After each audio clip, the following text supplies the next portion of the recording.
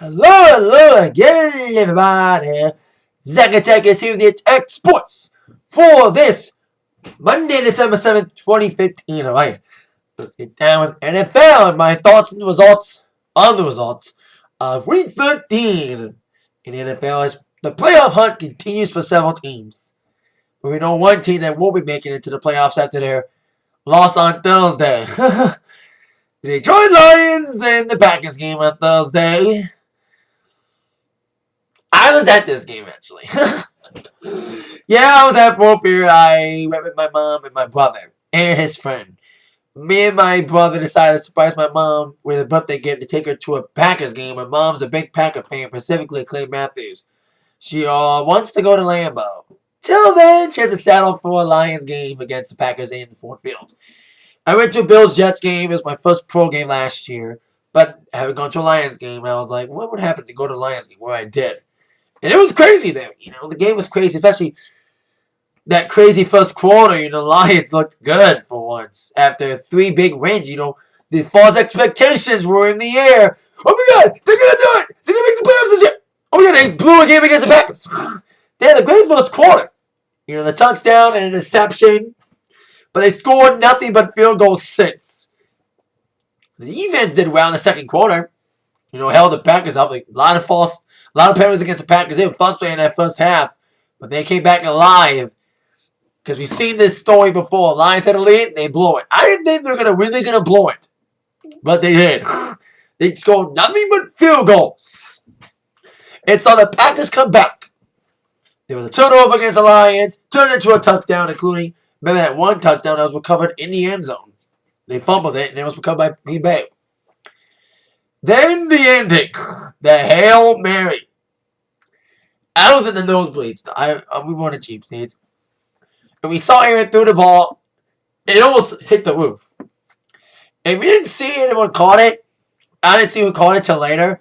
But I did see a guy jumping. And of course, all the Packers fans were jumping up and down. I was like, crap, he caught it. And I threw a bottle of a cup of pop in disgust. Not as bad as probably Lions fans were throwing beer bottles that were glass. I've seen Lions blow games before. But I've them blow it on TV. But it's more to watch the Lions blow a game in person. And they did. So there you go. It was a cool experience, though, to be at a Lions game, even though they blew another one.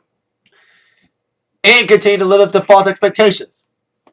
And of course, everyone's going to point the fingers. Referees, a lot of blown calls against the Lions. Once again, seeing the NFL referees have it for the Lions. Especially that non-face mask call, that face mask call at the end of the game. That gave the Packers the extra play with 0 seconds left to do that Hail Mary. The miracle in Motown. Or as fans in Detroit call it, the fall at Ford Field because of that. But I blame coaching as well, especially Caldwell.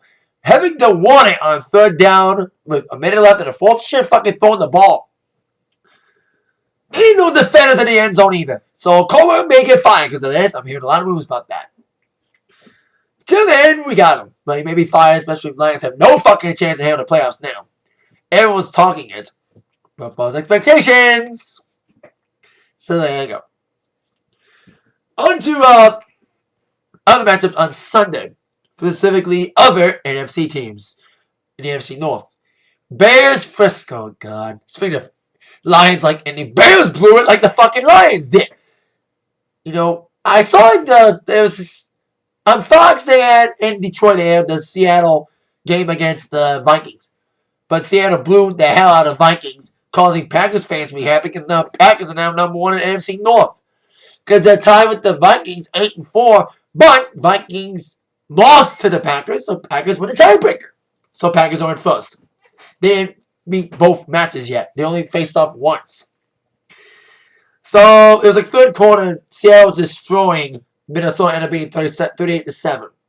So they switched the game on Fox to the game between the Seahawks, rival in the NFC division. They're in Frisco and Bears game, which was tied at one point. And then Bears came back with a touchdown in the fourth quarter, but then Robbie Gould missed the field goal, which gave Frisco the opportunity to win it overtime, which they did. It was a long pass, kind of like Watts' pass. It was caught and waiting for the touchdown. Bears blew their chances too. They're on the roll too. They and the Lions had a lot coming. They were both on the wall. 3 or 4 game winning streak, especially Bears winning in Lambeau against the Packers. Although they didn't lose to the Broncos. But they blew it against the Frisco, like Lions blew it against the Packers. So there you go. Other interesting games was Saints and Panthers. I was supposed to see the Pats-Eagles game, but since they switched the Seattle game, we got a different 4 o'clock game. That being the Saints and Panthers. That was more intriguing game. It was back and forth game. Very thrilling game. A lot of turnovers.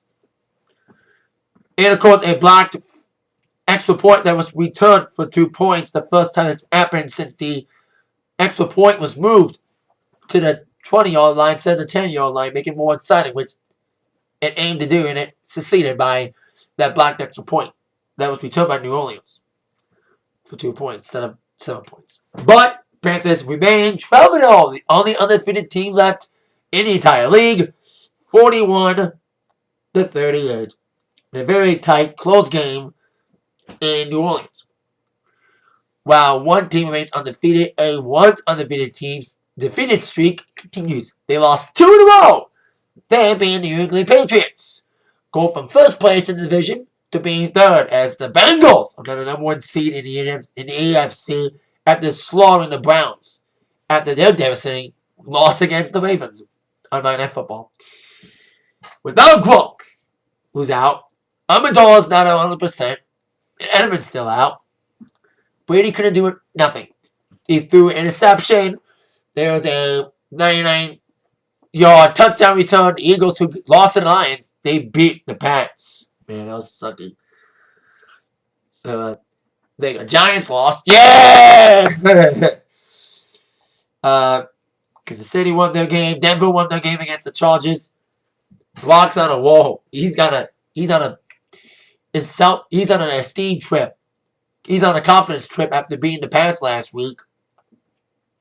Now he beats the Raiders. Not the Raiders. Chargers. Arizona won. They faced Minnesota Thursday, which they will destroy them. Then Sunday Night Football. Steelers against the Colts. You had 3 turnovers in the first 2 minutes of the game. First time that's happened since 2004. Really, really interesting game. Hasselbeck got injured.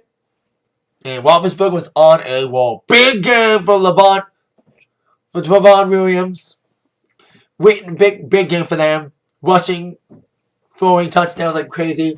It was field goal palooza till like the second or third quarter. Remind me of the MSU game. Field goal palooza to the 4th quarter.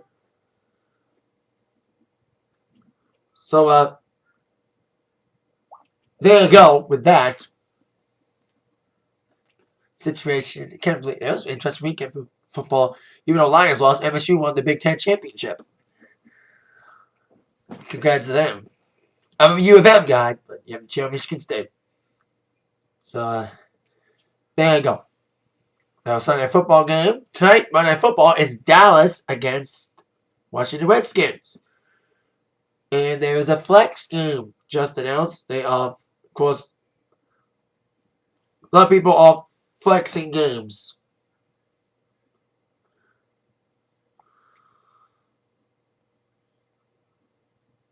Including one game moving to a Monday night game.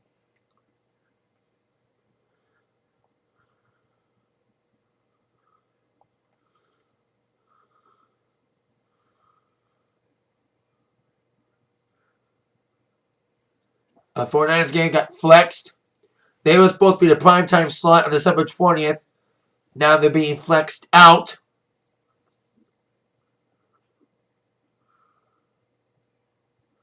And Arizona and Philly will now be the Sunday night game on the 20th instead of 49ers because they suck now.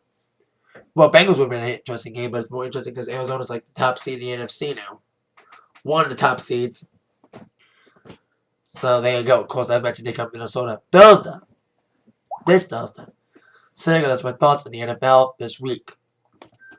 Now on to some MMA news. Kicking up with Bellator, who had an event this past Friday. I think Bellator's gotten really better the last couple months. Last couple weeks. For couple months, the Bellator events have been sucky. Main events were kind of screwy, but this Bellator was really good. Really, really good. Decent card. First fight, Brian Rogers against Virgil Swicker. Interesting fight. It was decent action. A little bit of excitement. With Swicker looking like he was going to get his butt whipped, which he did, with Rogers being dominant, ending with a submission, a all-triangle choke in the second round. Then we had another fight. Second fight, that was the lightweight division.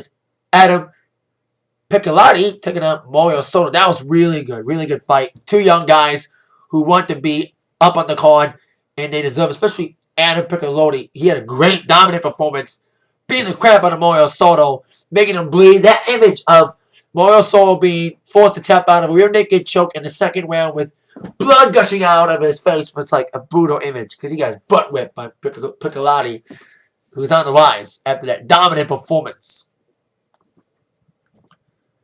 in that fight. Then another lightweight fight between two big-time fighters in that division. Derek Anderson, Patricky Pitbull in a rematch. And this was a brawl. It was a great fight. It was kind of split. Both guys were jockeying for control with the takedown game and, of course, the spiking game. But Derek Anderson won in a very interesting split decision. I think he won that third round. Because it was kind of split. Like, probably each one of them won a round, but the third round, Anderson was more aggressive in that third round. That's what I think gave it to him. Then our co-main, in featherweight, Daniel Weissholt taking on Georgi Karakian. This fight was a decent co-main.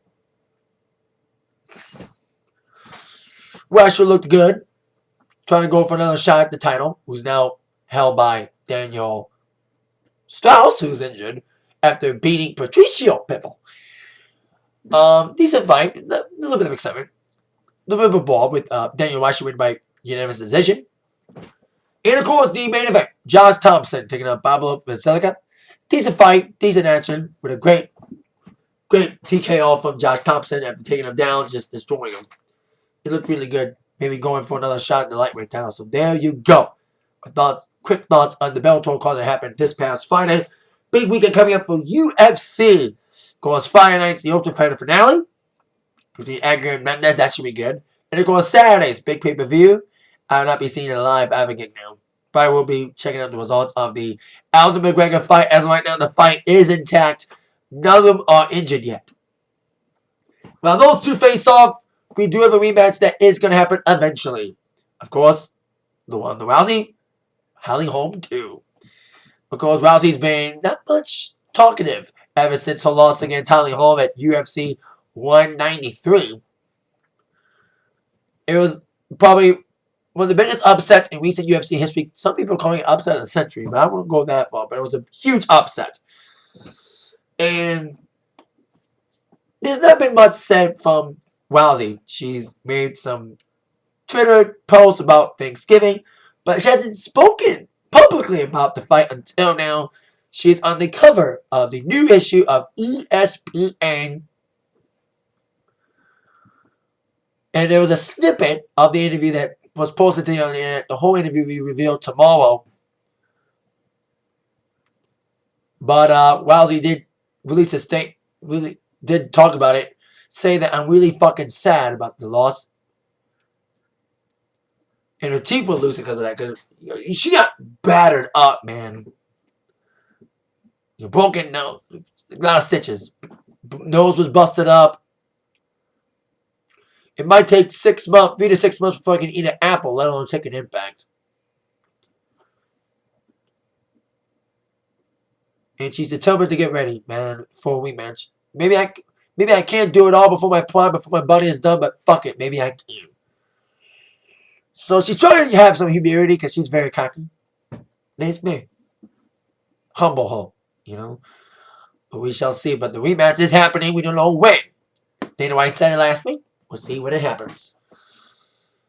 Because Holly Holm's been celebrating. She thanked her hometown recently. So there you go. Now, on with Monday Night Raw. In my preview for tonight, the last one before TLC. I won't watch that one live either. There won't be a review of TLC. I'll talk about it on my Raw review next Monday because I got a gig If I don't watch it live, I don't make a review. So that's what's happening. Probably give some thoughts on the Atak Sportz next week. But your top 5 questions that must be answered tonight. Question number 4. Will Charlotte turn heel? Well, we're going to see seeds of either Charlotte or Becky turning heel, specifically Charlotte turning heel, after she beat Becky Lynch with the inadvertent help, or not, from her dad, Ric Flair, who was at ringside, distracting Becky for just a bit when Charlotte was playing possum with her knee and got the pin on Becky. And then Charlotte calls Becky a match on SmackDown inadvertently. So, the seeds are planning for a possible Charlotte-Becky feud to really break off the remains of PCB. Because the C and the B are still together. We may see them break up if we see the seeds planted. Because we don't know who Charlotte's facing off at TLC yet. Hopefully it ain't Paige. Maybe it can be Becky and Charlotte for Divas Championship. But we all know what we really want. Charlotte, Sasha. Only time I'll say it on this video. You know the rest. Question number 4. Who will the Dudleys bring tonight to feud against the Wyatt family? We saw them bring out Tommy Dreamer last week. He was there for Raw and SmackDown this week. He will be appearing at some WWE house shows. But they're bringing somebody else. They're teasing another Extreme brother. Spike! Spike! Spike! Come on! I said my Raw review last week. Spike Dudley. We all thought it was me Spike, but it was Tommy Dreamer. Maybe it will be Spike tonight. So, and we haven't got an official word on TLC yet on whether or not Dudleys will face up against the Wyatts in a TLC match, which we're all hoping, well, a tables match. So, there's not a lot of matches made yet. We'll hopefully get some more matches as we head towards the pay-per-view. You only have 3 matches made. Including question number 3. What will go down between all 3 tag teams in our triple threat match at TLC? Now, the New Day will defend the tag titles, as we all should have known, in a triple threat match against the Usos and the Lucha Dragons. It was going to build up weird with the New Day getting involved in their number one tennis match last week. On commentary, by the way, being better than regular commentary. Make jokes about them all you want. And they all purposeful and deservable because they all sucky. One good commentary, watch Ring of Honor and New Japan. Those commentaries are really good. And they don't joke and make a cheap plug for the network every fucking second. I love network, but the plugging's insane. So, we'll see if these 3 teams get physical, which they probably will as we head towards TLC in the title match. Should have a stipulation, but we shall see.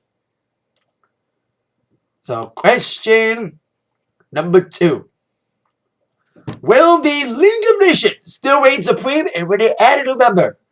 We all know the League of Nations trying to add some interest in the Sheamus Reigns feud we don't want to see. With Sheamus starting a faction with Rusev, Barrett, and Del Rio. Owens is supposed to be in there. Owens is sick. Owens got sick. That's why he wasn't on Raw or SmackDown last week. He's supposed to defend his IC Championship against Dean Ambrose. But hey, if he continues to be sick, if New Japan can strip somebody because of the flu, so can WWE can strip IC Championship. The curse continues. But I don't think so. So maybe they'll add Owens as a member tonight. Of course, League of Nations ended Raw, standing tall in one of the most boring main events in recent Raw history. So we'll see how Raw can do tonight with that. And it goes how League of Nations can look, especially with Sheamus taking on Reigns in TLC this Sunday. Probably one of the most boring TLC matches ever. Could be. Question number 1. Will any of the matches be made for TLC? Question hopefully is yes. The adding of matches is almost as slow as adding the matches for Survivor Series. You know, we're like 6 days away, and once again, we don't have a lot of matches made. We don't have a Dudley's match made. Hopefully it'll be made tonight against them and the Wyatts and the tables match. Charlotte doesn't have an opponent yet for TLC. Maybe Paige or Becky or Sasha. Okay, I'll stop. I keep saying I'm poking back every week about Sasha Charlotte on all my videos about wrestling. Especially last week, I was really, very intense about it. And, who else doesn't have a match yet? U.S. title. Del Rio. Swagger. Maybe that match will be made tonight, too. So, a lot of matches yet to be made for TLC. Pre-show, too. Maybe last minute again, like a fucking Survivor Series. Last minute. So, there you go. We'll see what goes down tonight on the last one before TLC. at 8, 7 Central on USA Network, and it's not the Slammies. We don't even know if they're even going to do the Slammies. They haven't announced it yet. So we'll see if it happens or not. But that is it for my Atak Sportz today. See you later on tonight for my Raw review. That monument act by the sports news from Zach. See you later.